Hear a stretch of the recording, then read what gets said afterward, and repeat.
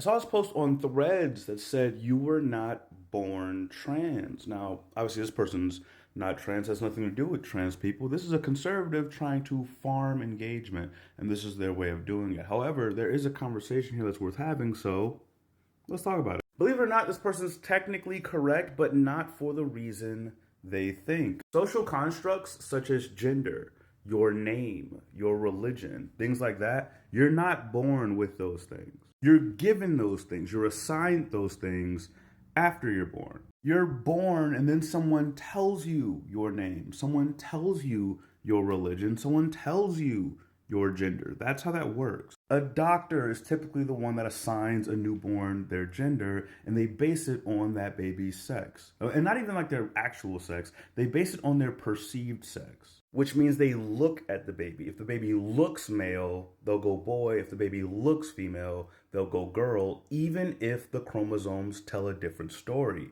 Whatever they look like, they'll usually be assigned that gender. Gender looks different based on the culture that you're in, based on the time period that you're in. Gender looks very different. What a man is, what a man likes, what a man does, what a man wears, very different. When you're born into a culture, you get taught that culture's version of masculinity or femininity, what it means to be a boy or a girl, what kind of clothes you're supposed to wear, what kind of colors you're supposed to like. When I got deployed, one of the places that we stopped at was Fiji. And I didn't know this. Guys in Fiji wear skirts. That's a regular fashion there. They wear skirts. That's not a thing we do here for the most part. But you get what I'm saying. Gender is performed and expressed differently in different places. Transgender is what happens when the sex you were born as, the gender associated with that sex, does not match your gender identity. It's an identity thing. It's easier to wrap our heads around it when it's a name or a religion or other forms of identity. If when I was born, I was given the name Cletus,